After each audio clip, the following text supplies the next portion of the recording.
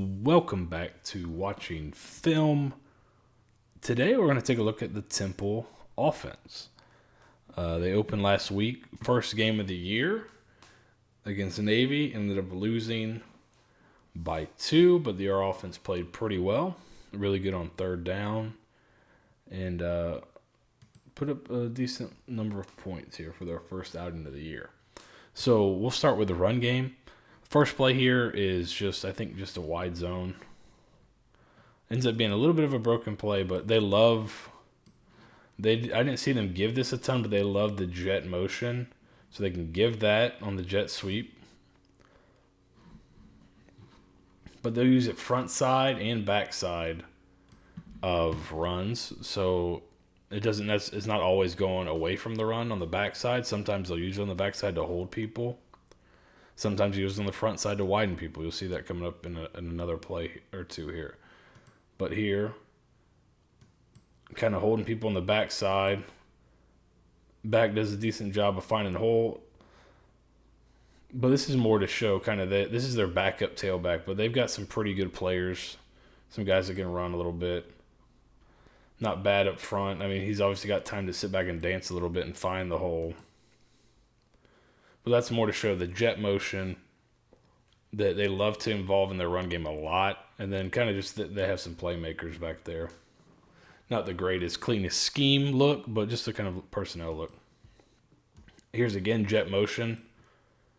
So last time it came to the wing. This time it's going to go away from the wing. And now you got wide zone. So right here I'm just trying to reach. If you can get him to climb the corner, you're in really good shape. He's wide, and then depending on the rules, he could be reading the first helmet past the center. He could be reading something different. It's kind of on their rules, but wide zone, trying to hit this thing wide, and then I can cut it back if I find a seam. There he does. He gets vertical, and this is their first string tailback. He's a pretty good player right here. So things widens out, and now he gets vertical. Something you see a lot in the NFL, wide zone. It's kind of becoming more and more prevalent as more people get used to it. It used to be a thing where people thought that had to be your only run play. Alex Gibbs, super famous offensive line coach that kind of pioneered it with Mike Shanahan, would try to tell people they couldn't run much more than that if they wanted to be really good at it. People are they're kind of figuring it out a little bit and still able to add a little bit more to it now. Here's another look off the jet. So this time the jet's going to be on the front side of the run. So jet motion here, trying to widen him out. And now we're bringing counter. So you got a kick and a wrap. Back does a good job bouncing it. And then the guy that came in motion ends up being his lead blocker. So pretty decent job up front getting movement, and then the back making a play, bouncing it out. But again, that's just another look off their jet. And then also, looks like here they might have wide zone called, but for some reason the quarterback, this guy is going to take some risk. I mean, right here, he doesn't think that's much of a cushion. I guess if you're not right up in this dude's face, he's going to throw it. So he just whips it out and throws it out there. Receiver's able to make a guy miss, get some yards, but that's a little dangerous, but they'll throw that screen out there. So this is a run play right here. So this is they do some, it could be considered like a pre-snap run pass option, but a lot of people have call it package. It's just package plays. So up here it looks like they have bubble, right? Down here he's got just a look screen or a now screen, and they have a run play called. So he could take either one. I would have taken this one up here. He's more uncovered up there than he is down here, but he's a really good player, so maybe he's going to try to just give it to him. Let him make a play. But he gets a first down, and then you'll see they run something pretty fun off that later in the game here.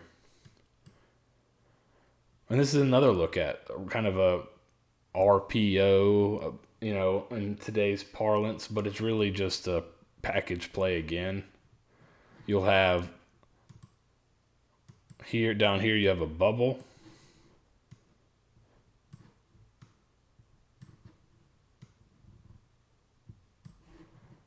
And then it looks like you're running like quarterback power up here. Down, down, down. It's just a numbers game. If I don't have all three covered out here, I can throw the bubble. If they widen extra people out of the box to cover up number 3, well, now I stick with the run game. So here you can see they're got quarterback run game here. He's pulling for that. He's pulling for that. So they have numbers, but who's on number 3? He's not really there. He's getting depth. He's not really dangerous. So you got 2 for 2 to block. Just throw it out there. Get 6-7 yards on first down. That's a great play. But he also has the option to keep that and run it, and you'll see some quarterback run later. So they incorporate a little quarterback run. Here's a look at it, especially short yardage on the goal line. Jet motion. That's just quarterback power is what it looks like right here. Different personnel groupings right here. So this may be a back split out up there, but here's a tight end, tight end, tight end. So it's 13 personnel, possibly, 0-3 personnel or 3 personnel. But you have down, down, down, kick, in man, wrapping inside. Fake the jet, follow your pulling guard for an easy touchdown. Here's another one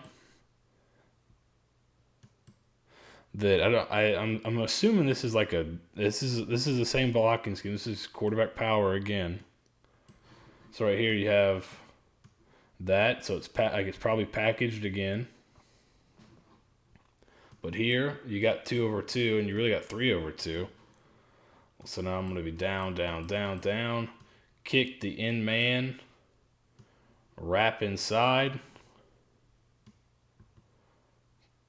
Quarterback kind of shows a fake, almost like a rocker step, that Tebow-esque rocker step. And it looks like it may be actually true RPO here, to where you get slant bubble. So the quarterback could pull this back right here and fit that slant in there. But this is a pretty good window and a pretty good picture right there to run through.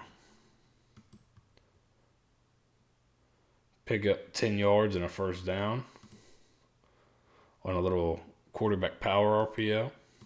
Anytime you can use the quarterback in the run game, you gain numbers just by being able to have the back as an extra blocker, or if you flex them out, you can get people out of the box. Using the quarterback is a number equalizer in the run game. Again, this seems to be their go-to.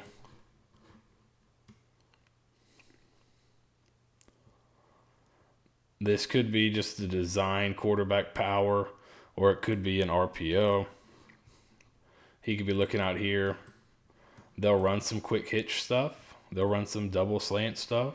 So he could be looking out here. Right there. It kind of looks like more of a token fake. But here, he's out there. You got the kick. You got the wrap. So you have decent numbers here. You're kind of one-on-one with him, and he's shaded that way. So you may think, hey, we're good here. He keeps it, makes that guy miss or breaks his tackle, and ends up getting in the end zone. This formation is tough. Anytime you put a nub tight end, right? So when the tight end's by himself and there's nobody outside of him, they call it a nub tight end. Nub tight end with 3 receivers opposite is really tough because are you going to match? It's the defense has to declare where the strength is. Is it the strength with 3 receivers as a passing strength? Or is it a rushing strength to the tight end side? So it causes some problems for defense. And if you're using tempo, it can really cause a lot of problems, which is stuff like you saw Memphis do stuff like this last year. And you'll see some other tempo teams mix in these kind of formations to really get defenses off kilter.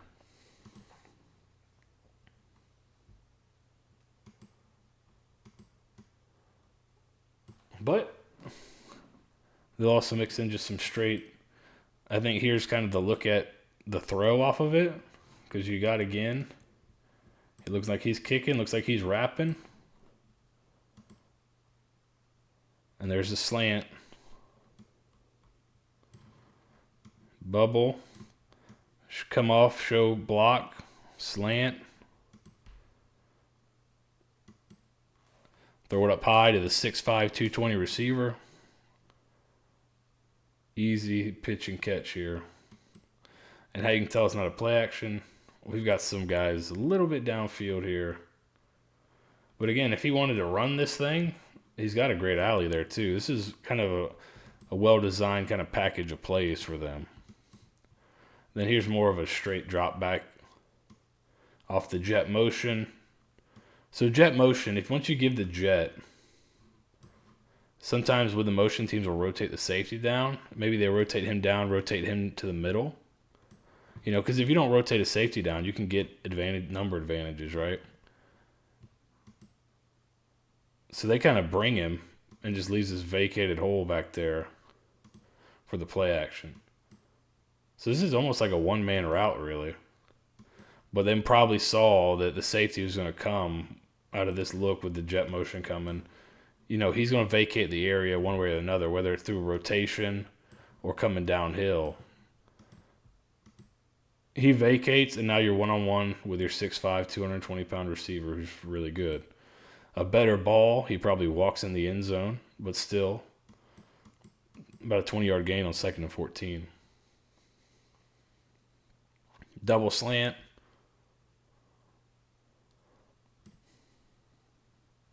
So it looks like, you know, kind of you got a go route up top and a speed out. Then you got double slant down here. He's probably told, you know, depending on what the safety structure, maybe one side he thinks is better. Some guys like the double slant against the too high safety structure. You may be able to get a hole shot here against the too high safety structure, but he's kind of got his pick. And you can never go wrong throwing it to the big-bodied receiver back there. And then this looks like kind of a smash look type combination. I don't think it's a slot fade because he looks to be turning over the shoulder like it's a corner route here. C5's kind of turning his head this way. But two quick hitches in a corner. Right, if they're all over this, so the idea is here, right? Hitch, hitch. If these guys stay all over this hitch right here, well, now I can high-low this corner.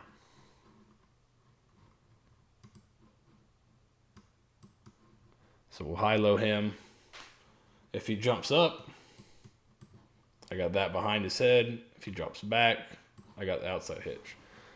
But this backer widens out a little bit, and as soon as he widens out, bang, put it on him right there. Easy throw, easy read. Here's a little bit, and then they have a little bit of like a West Coast influence in some of the stuff, even though West Coast is so prevalent now. But you still see some concepts that are kind of West Coasty. Like a big, deep out. Kind of a 10, 15-yard dig, and then a shallow route. This is the drive concept, high, low, and in the middle of the field. You get a little stretch here horizontally with the out route, and then you can high, low, in there. So right here you see some eyes on the shallow. This is linebacker's late getting back there. Throws it up high to his tight end. Tight end makes a great catch. Probably could have fit the shallow in there, but pretty good throw there to the dig behind it on the drive. You can see here the idea behind it. He's expanding with the out. He's coming here wide. If he drives on that, it should open up a window in here. He maybe has to throw a little quicker than he wants, but good throw, good catch. And this is almost like a version of the Texas route. So Texas route would be kind of, this guy would run a post typically, or he'd run something kind of to occupy the safety and the linebackers. And you'd have your back running like an angle route underneath. And they kind of have to pick their poison. The linebacker, well, do I drop back underneath this post or do I jump on top of the back, going to the backfield? They're doing something kind of a similar, I think, idea here, where you've got like a dig coming in behind here, and then the tight end's going to like delay his release. So here you'll see them, tight end delays his release. You get these eyes here, and now that opens up the window for the dig route. And then later on in the game, same concept coming here. He's going to be running the dig route, delay, and release. And now he's open because they've jumped underneath that dig. So pretty. It's reminiscent of the Texas route. Pretty interesting. And then here's a little kind of new age flavor ish. Looks like you're gonna have like almost like 3 verticals. They're gonna switch release this. He's gonna be up the hash, outside, and then you got the shallow coming back across. If it's man, if he carries that all the way across, you might be able to get one there, and then a hole shot down that hash. You actually get a really good throw outside here, and it's an unfortunate drop for Temple. But you can see the play design. Use the shallow as bait. But if they all fall off, give it to your guy in the shallow. Maybe could have hit this coming across here, but a really good throw outside. A catch receiver should make. And then, tough to see the beginning, but that little screen they showed earlier, well, now he's a little bit backwards. This is pretty much what USF tried to run last week, and they're going to leak this tight end out. They did it a little differently, but a little trick play as they're looking to drive and tie up the game towards the end there. So a lot of well-designed stuff. And then they even throw a little trick play in there. So not an easy assignment for the USF defense coming up. But this quarterback has shown some inconsistency in the past, and here you have what should be a nice, easy touchdown here on kind of a smash look. Corner, 5-yard in, Finn. He's probably got the same thing. If he's match man, he can whip back out. Right there, I mean, that's all your space to throw the ball. This has got to be a touchdown right here. And you just miss on 3rd down. That forces you to kick a field goal. You end up losing by 2. These things end up mattering at the end of games. But right there, that should be an easy touchdown, right? Then later, on that drive, before the trick play, you're a little bit behind on a slant throw on 3rd down. Make the right decision, but a little bit behind in this throw. If that's caught, that's housed, game's over. You don't even have a chance to go for 2 and tie it up, which they end up missing. So, good and bad. I'd say mostly a lot of good stuff. If I'm a Temple fan, I'd probably be pretty pleased with what I saw in the first game. If I'm a USF fan going into this game, I think they've got some pretty good skill guys. They've got some pretty good players, and the scheme is interesting, and I'll be interested to see if this is the similar one they pull out. But they can run the ball.